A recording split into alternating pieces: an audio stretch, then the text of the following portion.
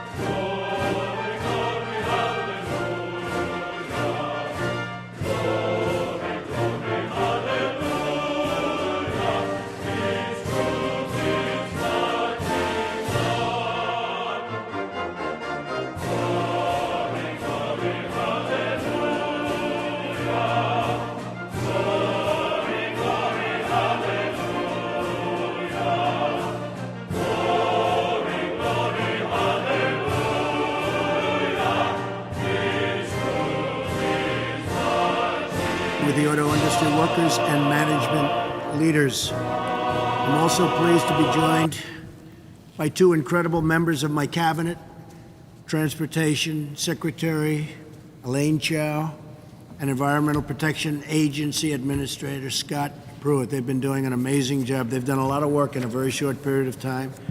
We're looking forward to getting the rest of our cabinet approved because, believe it or not, we don't have it yet. I also want to thank Senator. We have two great senators from a great state Tennessee, and we're going to be heading out there very soon, right, Bob? Yep. Thank you. Thank you, Lamar, very much. Appreciate you being here. You want to take some of this business back with you, I think, right? But they're doing big expansions in Michigan. That's what I've been promising, and I guess maybe it's one of the reasons I won the state of Michigan, much to the surprise of a lot of people, because it's been many, many years. But I also want to thank Mary Barra on my right, who really has been spearheading it and doing a great job with General Motors. We're going to create 900 brand new jobs. That was just announced, and that's going to be peanuts compared to the kind of numbers we're going to be seeing in the near future. I believe Mary's going to get on board and really build new plants in Michigan and other states in the United States, and it's going to be thousands and thousands of workers. And I want to thank you very much, because you really have been spearheading. My first week in office, some of the executives came to the White House, became friendly with Mark. Where's Mark? Where's Mark sitting? And Bill Ford, and it's been really great, Mark, and I appreciate everything you're doing. It's been just super. Sergio flew in from Europe. He told me it took him 12 hours. I said, what kind of a plane were you flying? Where's Sergio? There he is. But you've been doing great, and you make a great product, and I appreciate it, especially when you make them in the United States. Right? So thank you. So the Obama administration, 11th hour executive actions, we're going back, and they really did go back on a promise, and it would have, I think, destroyed or further destroyed the automobile industry. The prior administration promised to listen to industry leaders like you about any concern you had with the current fuel efficiency standards during a so-called midterm review in 2016, 2018. Then the days went by, and before my inauguration, they did away with a midterm review. Is that a correct statement, Mary? You don't want to get too involved politically, but is that a correct statement? They did away with it. Did I ask you, Mark, is that a correct statement? Yeah, they finalized it. Right? It never happened. Were you misrepresented? We want to use a nice term. Were you misrepresented too? It wasn't according to the process. Okay. Imposing painful new restrictions on the American automobile production lines and undermining our ability to compete with other countries and other places throughout the world, which are very, very competitive, believe me, especially when it comes to making cars. Today I'm here to make right on what you were promised. We are reinstituting the midterm review. We're going to reinstitute that review, and we're giving you a voice in the process. We're going to do some wonderful work with you, but you have to come back and you have to give us big numbers in terms of jobs. And I know the unions are going to treat them very nicely, because, Dennis, we can't go crazy here. You understand that, okay? We got to take it nice and easy. We love the workers. We got to take it nice and easy. We got to let them build. Remember that, Dennis. I know you so well. So I know you're competitors, and you'll always be competitors, but we're all on the same side. The most important issue. This is, to me, the most important issue, and that's keeping jobs in America and creating new jobs in the United States. That's why I'm here today. We're going to create new jobs, many, many new jobs, new plants, not just an expansion of the plants, new plants, modern plants, like you've been building in Mexico, like you've been building in other locations. We want to have new plants built in Michigan and new plants built in Ohio and new plants in Pennsylvania and North Carolina and so many other places. And that's what we're looking for. So we're going to go all out. We're lowering your taxes. We're going to remove one job-killing regulation after another. The regulations have already made a big impact on the auto business and on most other businesses, and we're far from being finished. We've signed many executive orders reducing regulations. We are far from finished. We think we can get rid of about 75% of the regulations in many cases and have more security for the worker, for the environment, and in safety, because safety is so important. So we'll have better security, and that's why I'm very glad that my head of the environmental protection is here, Scott, wherever you are, Scott. So, hello, Scott.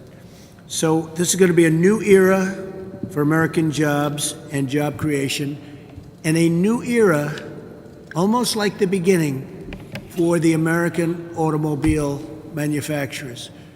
We're going to make thousands and thousands and thousands of additional cars. We're going to make them in the United States. We're going to work with you on regulations. We're going to work with you on taxes. But you've got to work with us on new plants, on new jobs, and bringing back our country to a level that it's never seen before in terms of automobile production. And if you're going to do that, you're going to see some really wonderful things happen for yourselves, your industry, and for, most importantly, the people of Michigan and Ohio and all of the states that were so good to me. And they were good to me because they were treated very, very unfairly. And so I'm just here today to begin the process. And with that, if anybody has any questions, would love to take them. Go ahead. Anybody? Dennis, do you want to ask something? It's always tough when I have the union guy ask first, right? That's always dangerous, Mark, but that's okay. Go ahead, Dennis. Well, I just, I appreciate everything you said. I think that the focus on jobs in the United States is so important to us as a country and as working men and women in this country.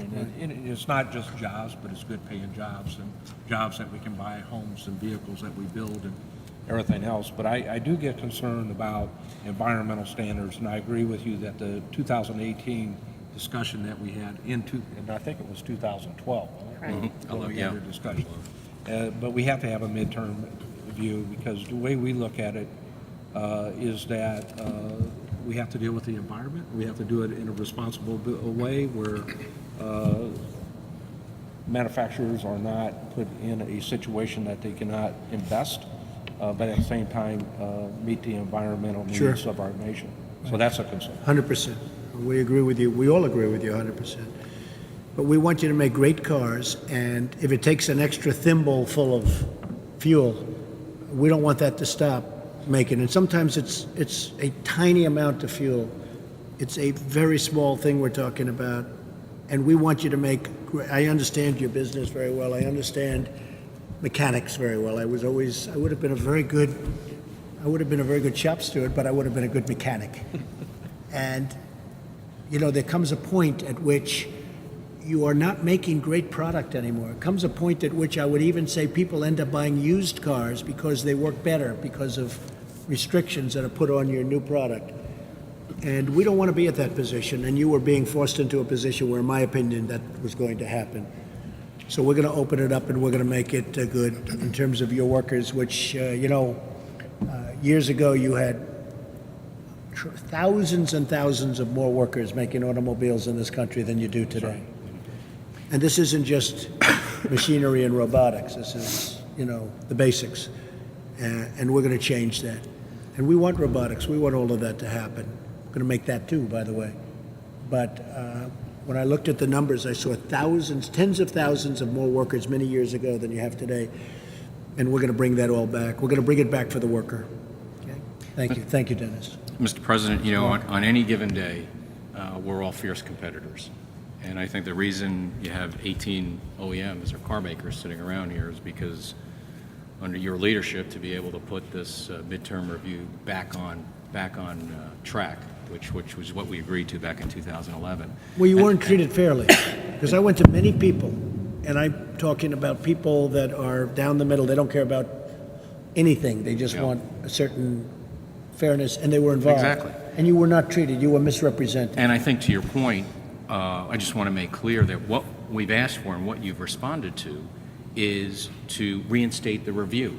It's not a rejection of what we agreed to. It's to process. And so we really appreciate your leadership. And as always, we're absolutely committed to improving fuel economy for our customers. Less greenhouse gases. It's safe for the environment. But we need to make sure that it's done sensibly. To your point, in taking into account jobs. That's right. Thank you, Mark, very much. Good job, too. Mary?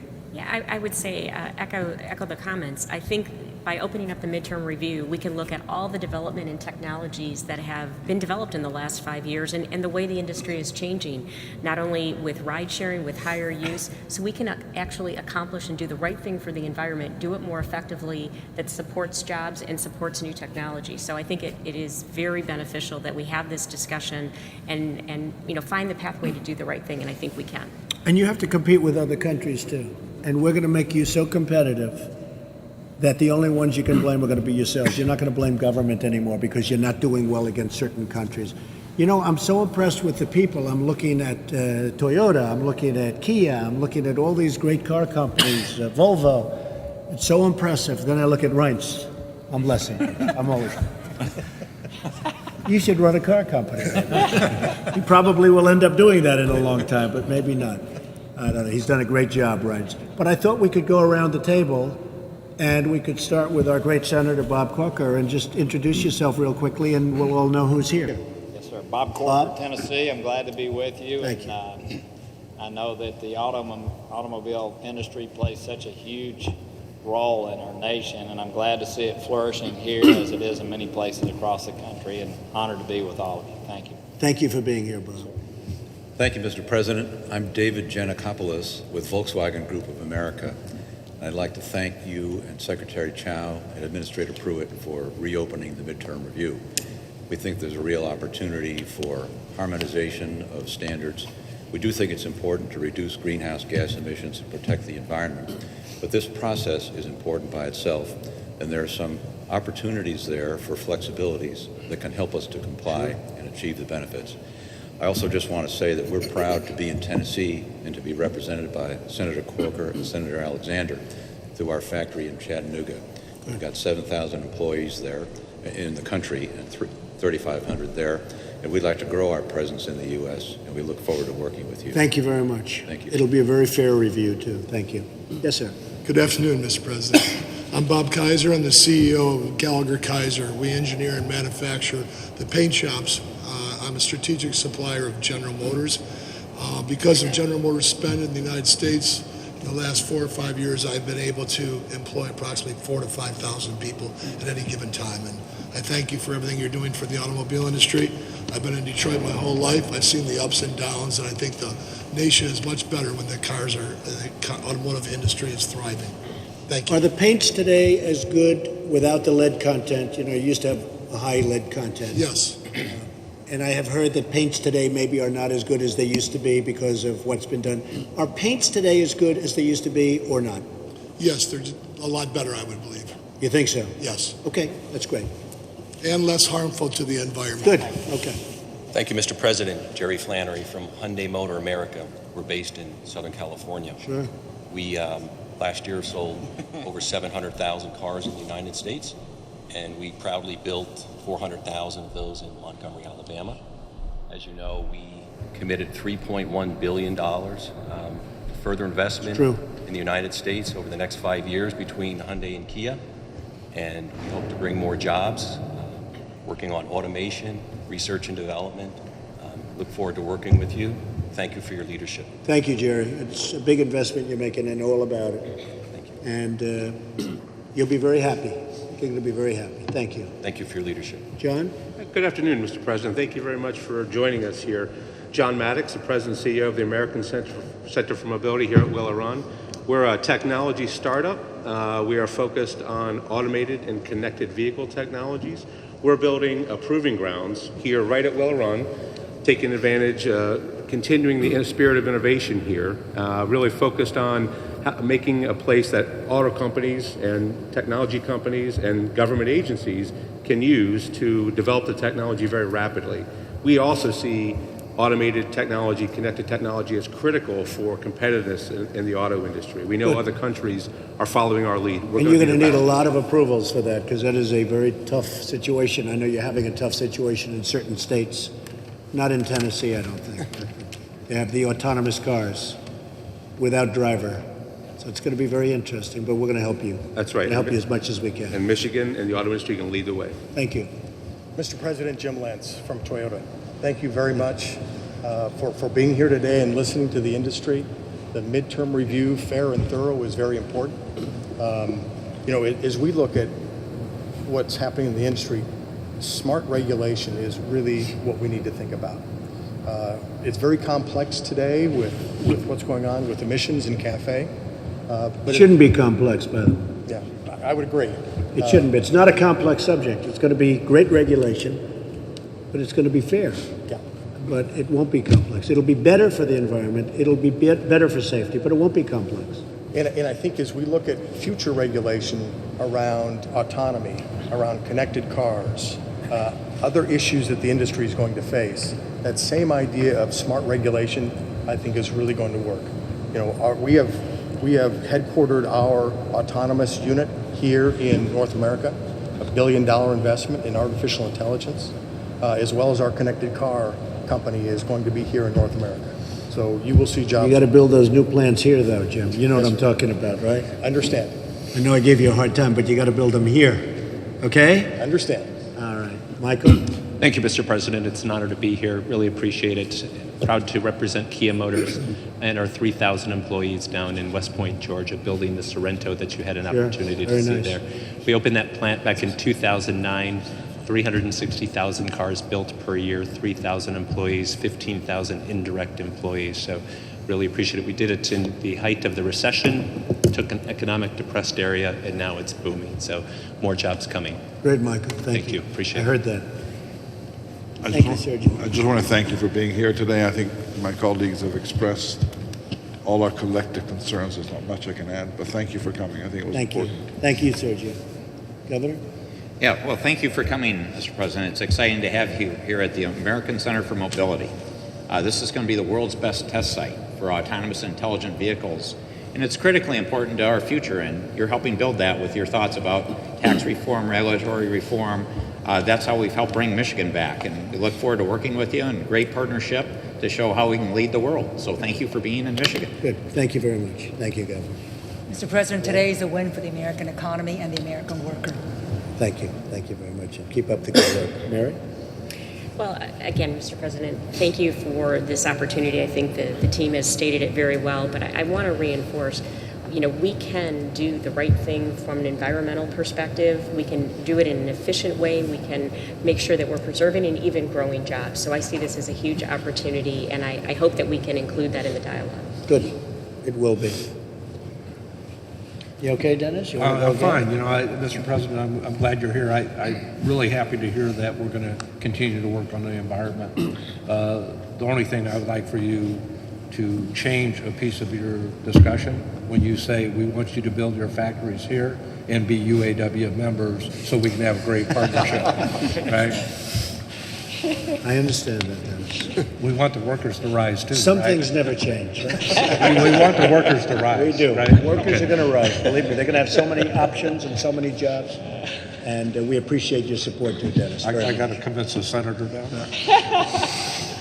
Dennis is very Marcus, consistent. go ahead. Just to reiterate what everybody else says, we can do right by the economy, jobs, and we can do right by the environment. And I think you can have, as everybody said, a win-win-win. I would just like to emphasize as we do this midterm review, a very important title was used when we agreed back in 2011, which is one national standard. And so working together with CARB, California Air Resources Board, NHTSA, and also EPA is going to be hugely important to the entire industry to be able to do this economically, right for the environment and right for the customer. And that'll be worked out pretty quickly. Very high standards, but worked out quickly. Scott? Mr. President, it's an honor to be with you here today. It's been wonderful to meet you here today as well. As Mark indicated, we've lived under this narrative for the last several years that you can't be pro-growth and pro-environment. That's something we need to reject as a country. We can grow jobs, we can be pro-growth, and we can also be good stewards of the environment. As you look around this table, Mr. President, each of these individuals were told that they were going to take a test in April of 2018. And what happened last year is that the EPA said, no, we're not going to give the test in April of 2018. We're going to accelerate it by 16 months and take the test early. You righted that today. It's great leadership, and we appreciate the leadership. Okay, thank you very much. José Muñoz, with Nissan, Mr. President, thank you for the invitation. It's an honor to be here. We really appreciate the decision that you've taken today. It's an historical moment. I want to say that we are very proudly in America since already 58 years, 33 years with production plants, 22,000 employees, 12,000 of them in Tennessee. We appreciate very much the support from Senators Alexander and Corker, and also from the Governor Haslam in Tennessee. We have increased our production in America 78% the last 5 years, 50% our sales increased, more than 1 million cars produced. We have the largest plant in America, historically all brands, in Smyrna, Tennessee, 645,000 vehicles produced, and also the largest engine plant also in Decker, Tennessee, with more than 1 million engines produced. All right, folks, just really quick, please read the screen. This is a roundtable job speech, and President Trump is set to speak at the Andrew Jackson Hermitage. I hope that's how you say it. And he's going to be speaking there in just a few minutes. It's scheduled to start in roughly 15 minutes, 20 minutes. So after this is done, we're going to go and play a little bit of music, and then we'll go to that event live. President Trump is set to speak. There's also a rally after this speech that's coming up. So the link for that is in the description below. So if you guys see that it says thank you or whatever, the show is not over because it hasn't even started. This is just like a quote-unquote pre-game of the speech that's coming up in just a few minutes. So like I said, President Trump is speaking in roughly 15 to 20 minutes. After this, what we see on your screen is done. We'll play some music until President Trump comes out and he delivers his speech. Thank you very much.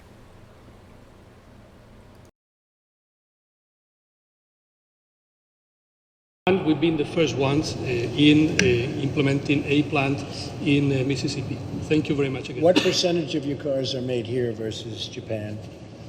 Well, we do 65% of our plants here. Sold in the United States? Yes. Okay, good. I had your great Prime Minister with me, Prime Minister Abe. He's a great gentleman and become a great friend of mine. So we had a very, very good time 2 weeks ago. You possibly heard about it. Great guy. Yes, indeed. Yes, sir. Hello, Mr. President. I'm Dietmar Maxter from Mercedes-Benz USA. Thank you for having us here today, and thank you for opening the door for discussions about regulation that can support growth. Good. At Mercedes-Benz, we've also been producing vehicles in the US for about 20 years. We started with the SUV production for the whole world here. We're down in Vance, Alabama, producing over 300,000 vehicles there. Right. About 70% actually are exported to other countries in the world. Very good. Thank you. Thank you, Mr. President. I think we are the Benjamin here. We are the junior around the table. We don't have a car yet, as you probably have seen. We are building a factory in the United States as we speak. In South Carolina, Good. Close to Charleston. Good. We will open it mid next year. We will start with 60,000 cars and have the capacity to move it on to 140,000 cars. So we are delighted to be here. We took a deliberate choice to be in the United States, and I think we are happy we took that decision. Well, thank you. And South Carolina is a great place, very special place. And again, our Chief of Staff, Reince, would you like to say something? Other than really proud to work for the President, who works hard every day. I've never seen anyone work harder than him, and the accomplishments that he's put on the table so far have been tremendous, and he's got the hearts of the American worker on his mind every day, and you're all part of making that dream come true. Thank you. Mr. President, I'm Rick Shostak from Honda. I also want to add our voice of thanks for reinstating the midterm review process. Thanks to you and to Administrator Pruitt. We very much appreciate that. Honda has 12 manufacturing facilities in the United States. We've been building here since 1979. Not only cars, but lawnmowers, generators, all-terrain vehicles. I recently opened a plant making jets in South Carolina, business jets in North Carolina. Very nice. And proud to employ 30,000 hardworking men and women here in the United States. And looking forward with new technologies and environmental technologies, we just recently announced, along with General Motors, a joint venture to make fuel cells right here in Michigan. That's great. Thank you very much, Rick.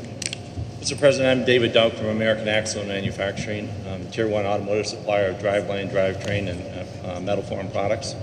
We support General Motors, Ford, and FCA, as well as many of the other esteemed OEMs here. Strong manufacturer, committed to U.S. manufacturing.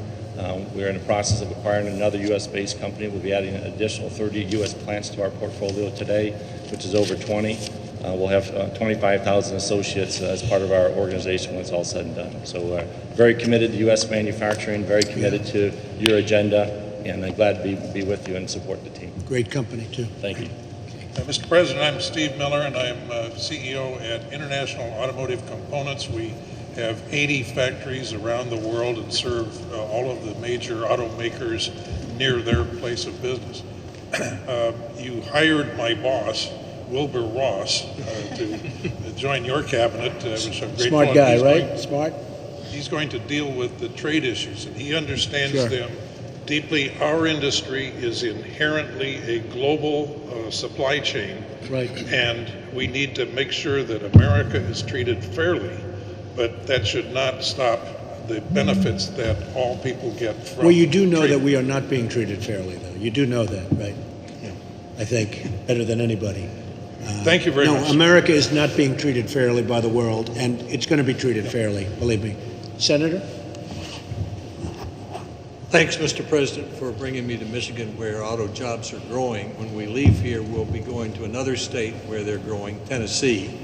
Thanks to General Motors, Nissan, Volkswagen, and 1,000 suppliers, auto jobs are now 1/3 of all of our manufacturing jobs, and the single most important thing you can do to help us is what you're doing today, which is to create a competitive environment so that the plants and the suppliers in our country can compete with the rest of the world. Thank you, Senator. Dave Trott, Congressman from Southeast Michigan. Thank you for coming back to Michigan. Mr. President, we met here several years ago when you came in for the Oakland County Lincoln Dinner. I think it's still the largest Lincoln Dinner in our state's history. Thanks for attacking all the regulations affecting the auto industry. People forget all these regulations that have been promulgated at about $6,000 at the cost of every car. And also, would be remiss if I didn't tell you that Speaker Ryan is doing a great job getting your health care solution through the House. Good man. And I want to thank you, Dave. It's true, about 5 or 6 years ago, I was given the Man of the Year in Michigan. And I made a speech. I didn't know I'd be doing this. I didn't know I'd be running for president. I made a speech and I said, your car industry is being stolen from you. Is that right? And I spoke about it, and I think the people of Michigan never forgot that speech. And that's why we're here. So, and I want to thank you for your support. You were amazing for a long time. Thank you, Dave. Does anybody have any questions? And then we're going to head out. We're going to do a little speech. Everyone okay? I want to thank everybody very much, and let's go to the next event.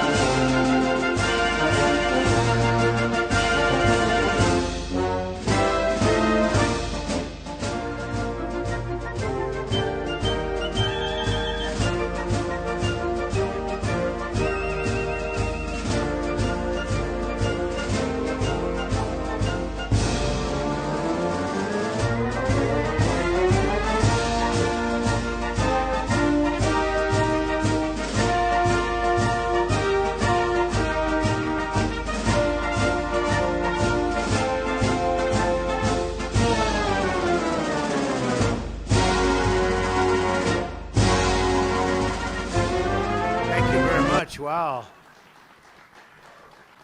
What a nice visit this was. Inspirational visit, I have to tell you. I'm a fan. I'm a big fan. I want to thank Howard Kettle, Francis Spradley of the Andrew Jackson Foundation, and all of the foundation's incredible employees and supporters for preserving this great landmark, which is what it is. It's a landmark of our national heritage. And a special thank you to Governor Bill Haslam and his incredible wife, who we just rode over together, and Senators Lamar Alexander and Bob Corker, two great friends of mine, been a big, big help, both incredible guys. In my address to Congress, I look forward to 9 years to the 250th anniversary of American independence. Today, I call attention to another anniversary, the 250th birthday of the very great Andrew Jackson.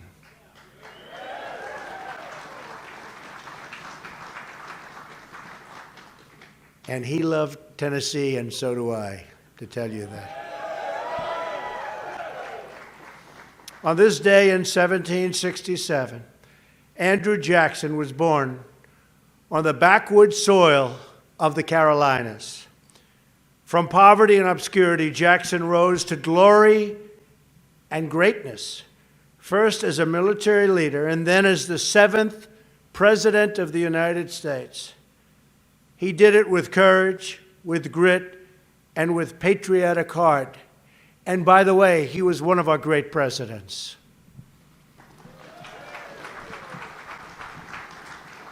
Jackson was the son of the frontier.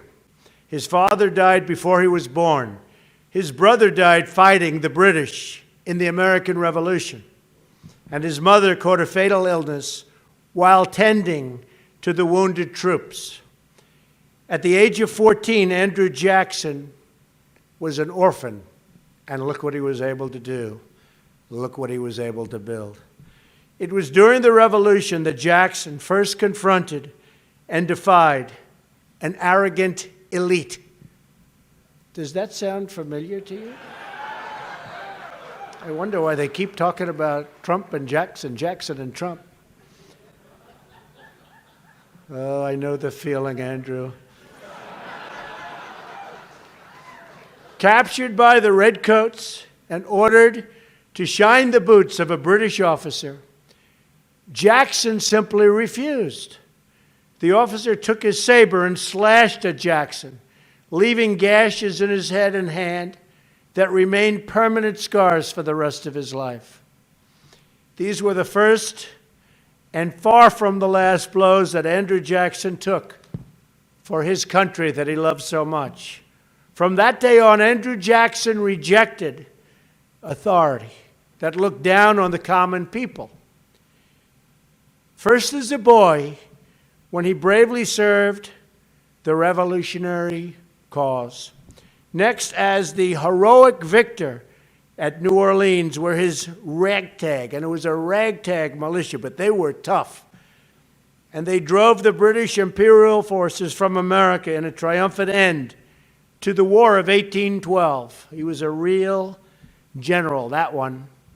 And finally, as president, when he reclaimed the people's government from an emerging aristocracy. Jackson's victory shook the establishment like an earthquake. Henry Clay, Secretary of State for the defeated President John Quincy Adams, called Jackson's victory mortifying and sickening. Oh, boy, does this sound familiar. Have we heard this? This is terrible. He said there had been no greater calamity in the nation's history. The political class in Washington had good reason to fear Jackson's great triumph. The rich and powerful, Jackson said, too often bend the acts of government to their selfish purposes. Jackson warned they had turned government into an engine for the support of the few at the expense of the many.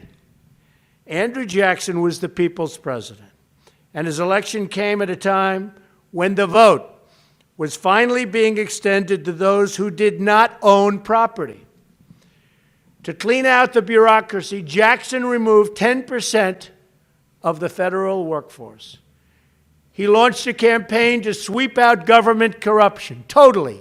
He didn't want government corruption. He expanded benefits for veterans. He battled the centralized financial power that brought influence at our citizens' expense. He imposed tariffs on foreign countries to protect American workers. That sounds very familiar. Wait till you see what's going to be happening pretty soon, folks. It's time. It's time. Andrew Jackson was called many names, accused of many things, and by fighting for change, earned many, many enemies.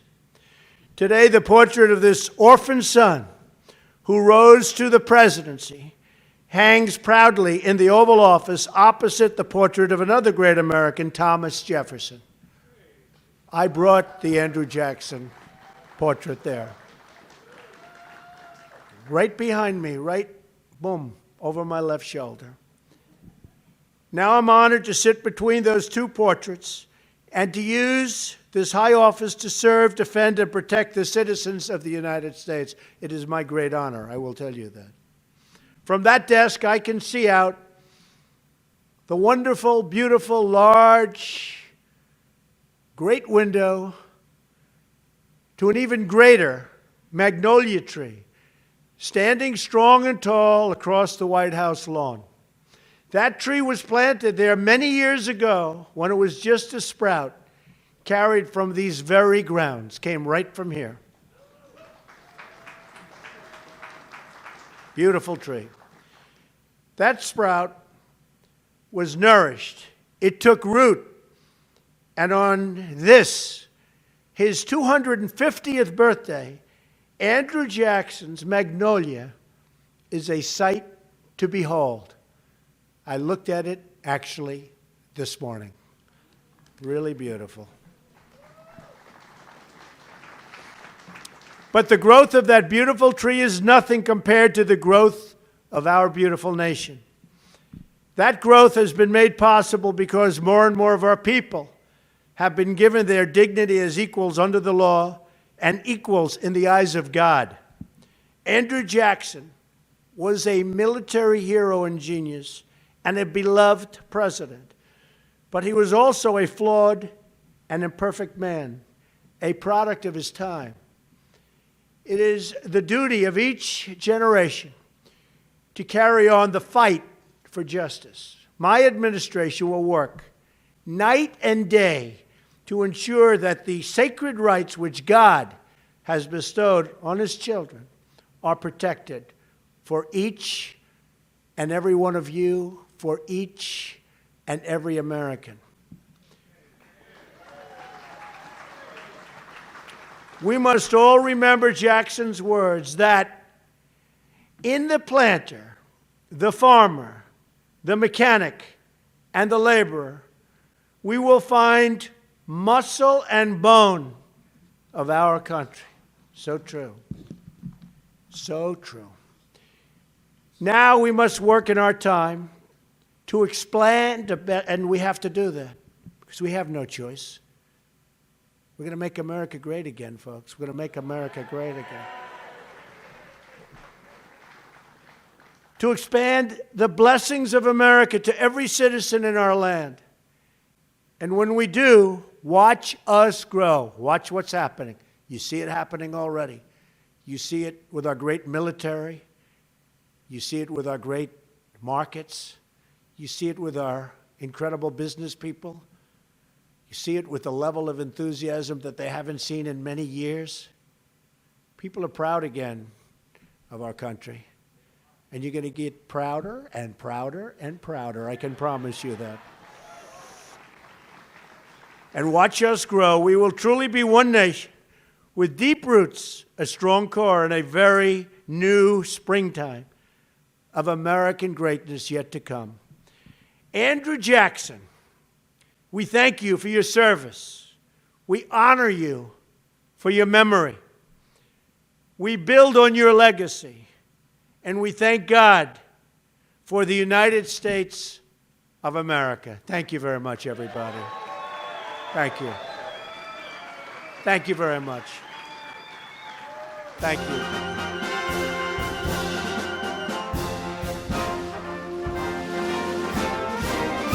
March along, sing a song. All right, folks, thank you very much for joining us and choosing us as your stream of choice. President Trump is having a rally in Nashville, Tennessee, in just a few hours, maybe like an hour from now or so. It's scheduled to start. Actually, before that, I'm sorry. Go to the link in the description below. There's the link for the President Donald Trump rally. I will also put it up on the chat. Or if one of my moderators can please put the link on the chat, that'll be great. That'll help me out. So please check out the link in the description for President Donald Trump rally. It's coming up next. It's coming up in just a few minutes. So make sure to go and click the link in the description below, and I'll see you guys on the rally. Thank you very much for joining us. Thank you very much to all the people that contributed to the channel and all the people that hit the subscribe button, hit the share button. We're awesome on the chat. Thank you to the moderators, everyone that contributed through PayPal and all that stuff. We appreciate it very much. It helps us continue operation and helps us bring you guys more content, all that good stuff. So thank you very much, everyone. We appreciate it very much. So let's go on to the President Donald Trump rally. It's coming up next. So we're going to shut down this stream. We're going to put up the rally stream. See you guys on that stream.